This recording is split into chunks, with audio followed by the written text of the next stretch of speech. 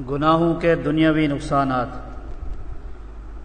گناہ کہتے ہیں اللہ تعالیٰ کی نافرمانی کو۔ گناہ سے توبہ اور استغفار میں تاخیر نہیں کرنی چاہیے۔ گناہوں کا اصل عذاب تو مرنے کے بعد ہے، مگر گناہوں کی نحوست دنیا میں بھی ظاہر ہو جاتی ہے۔ امام غزالی رحمۃ اللہ علیہ لکھتے ہیں، اکثر ایسا ہوتا ہے کہ گناہوں کی نحوست دنیا ہی میں آدمی پر اترتی ہے، یہاں تک کہ بعض اوقات گناہوں کی شامت سے روزی تنگ ہو جاتی ہے۔ کبھی گناہوں کی وجہ سے لوگوں کے دلوں سے قدر و منزلت گر جاتی ہے اور دشمن غالب آ جاتے ہیں۔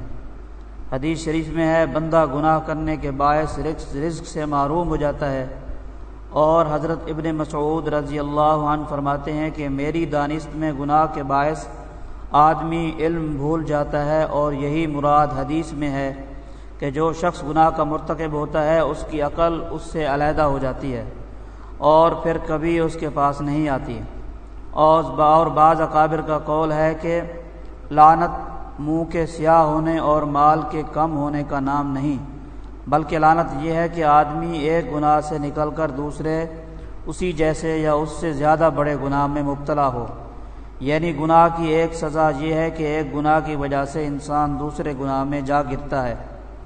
حضرت فضیل رحمۃ اللہ علیہ نے فرمایا کہ آدمی پر جو مصیبتیں یا لوگوں کے ستم آئیں تو جانے کہ سب میرے گناہوں کی بدولت ہے۔ اور بعض اکابر کا قول ہے کہ اگر میرے گدھے کی عادت بھی بگڑ جائے تو میں یہی جانوں کہ میری ہی کسی غلطی کی وجہ سے ہے۔ ایک صوفی بزرگ کا واقعہ ہے کہ انہوں نے ایک خوبصورت لڑکے کو دیکھا اور پھر دیکھتے ہی رہے۔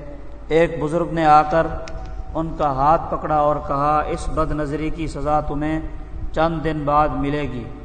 چنانچہ 30 سال بعد سزا ملی۔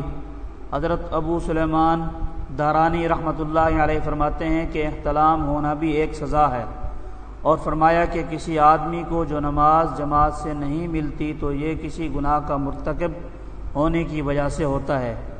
ایک حدیث قدسی میں مذکور ہے کہ اللہ تعالیٰ فرماتے ہیں، جب بندہ اپنی شہوت کو میری طاعت پر مقدم سمجھتا ہے تو اس کی ادنا حالت یہ ہے کہ اس کو اللہ تعالیٰ اپنی مزیدار مناجات سے محروم کر دیتا ہے۔